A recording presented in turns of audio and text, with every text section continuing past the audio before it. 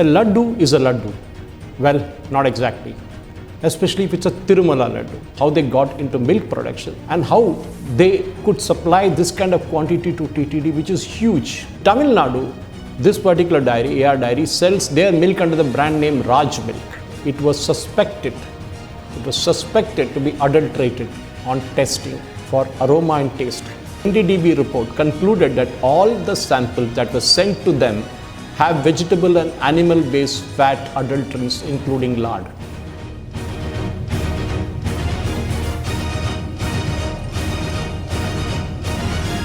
Welcome to Conversations. I'm Suresh Kochappan.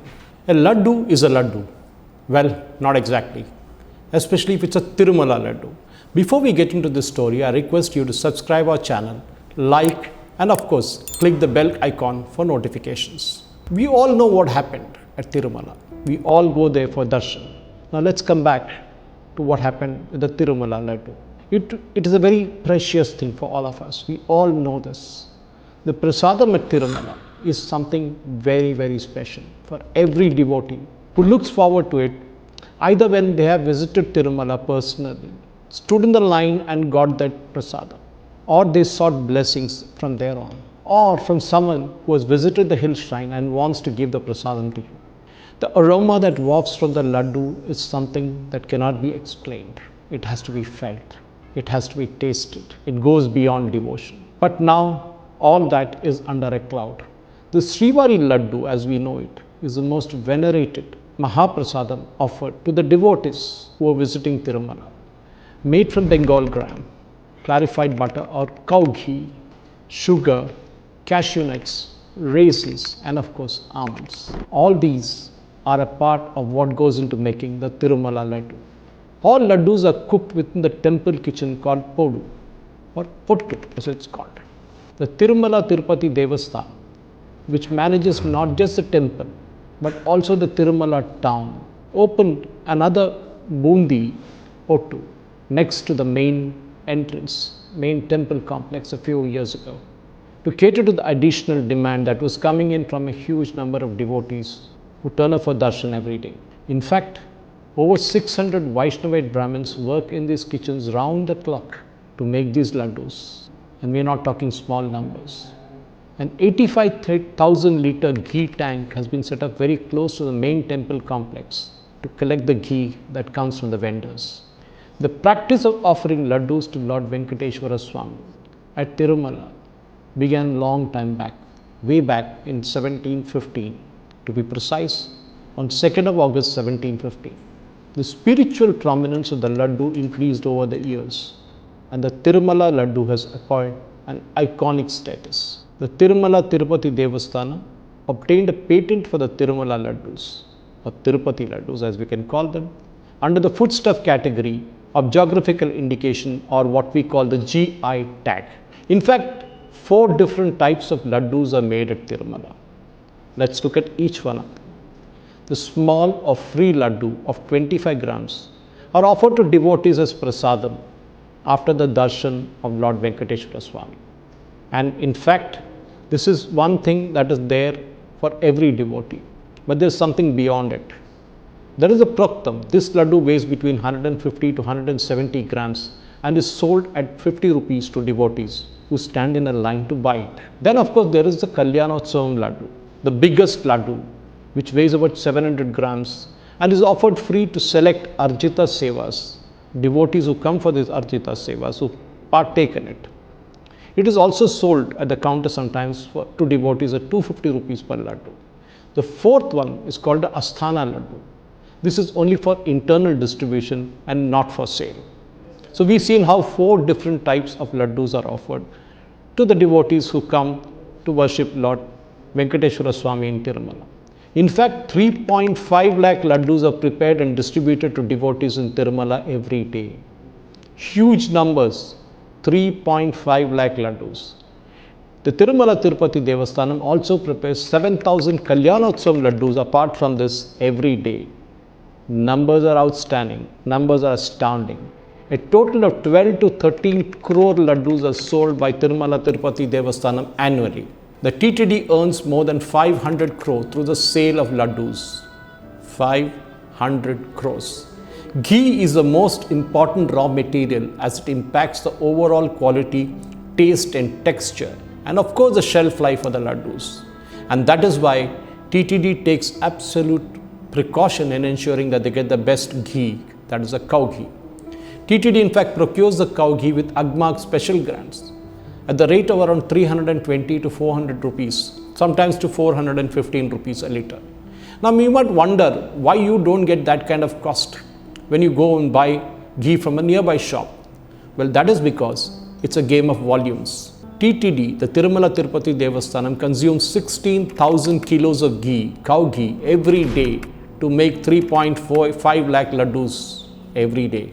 The TTD usually calls for a 6-month tenders, that is twice a year.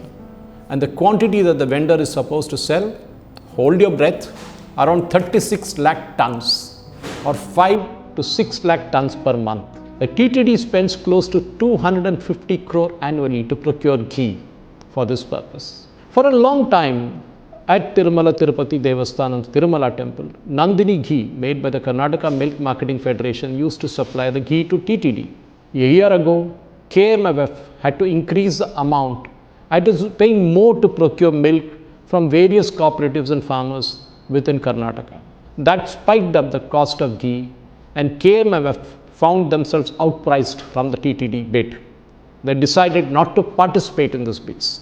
The TTD in fact floated an e-tender, as it's called, on March the 12th, 2024. Now I'm taking to the present controversy which happened. So the tender was floated, the e-tender was floated on March 12, 2024. AR Dairy from Dundigal was selected and the tender was finalized on May the 5th. Go through the date line, May the 5th, for 319.80 rupees through reverse tendering process. This is exactly when the elections were going on, the Lok Sabha elections were going on. And YS Jagan was still the Chief Minister of Andhra Pradesh. So the TTD found that it had to deal with a vendor called AR Dairy from Dundigal, Tamil Nadu. Not much was known about this dairy. In fact, it claims to produce milk and milk products. The funny part is this dairy once made liquid oxygen. No one knows how they got into milk production and how they could supply this kind of quantity to TTD, which is huge. In Tamil Nadu, this particular dairy, AR Dairy, sells their milk under the brand name Raj Milk. And the firm started supplying from June 12, 2024, according to the Tirumala Tirupati Devasthanam. May, the tender was finalized. June, they started supplying. But what did they supply is the question. The company, which is based in Dundigal, claims that they supplied only milk to TTD in the months of June and July. They did not supply ghee. This is according to the company. Something that even TTD has acknowledged. They added that anytime the milk was sent to the temple body, TTD, reports were provided from accredited labs to the TTD. Now the question is, when did this particular AR Dairy start supplying ghee to TTD? That's a question we have. TTD says 2 tankers, one on 6th of July 2024 and 2 tankers on 15th of July 2024 were found to be of poor quality during the physical verification, and it was suspected to be adulterated on testing for aroma and taste.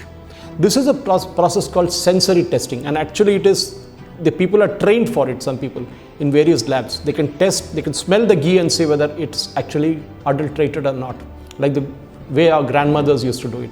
Basic way of testing ghee. Accordingly, 4 samples were sent to the NDDB lab in Anand in Gujarat for confidentiality, for testing, for quality as per the FSSAI specifications. The reports from NDDB was received on 16th of July 2024 and 23rd of July 2024.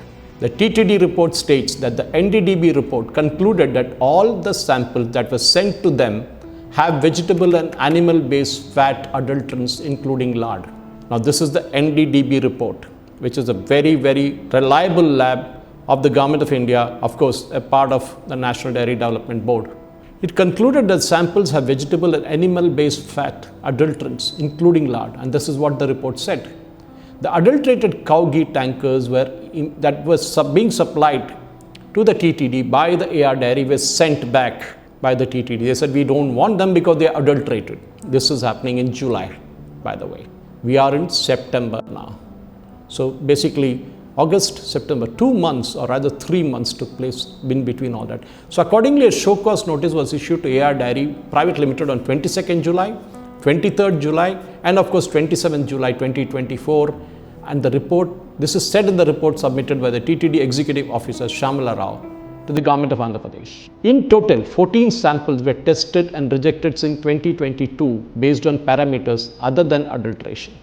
Okay, that time possibly it was Nandini who was supplying. So there was also rejections at that time, but that has nothing to do with adulteration. Something else was a problem there.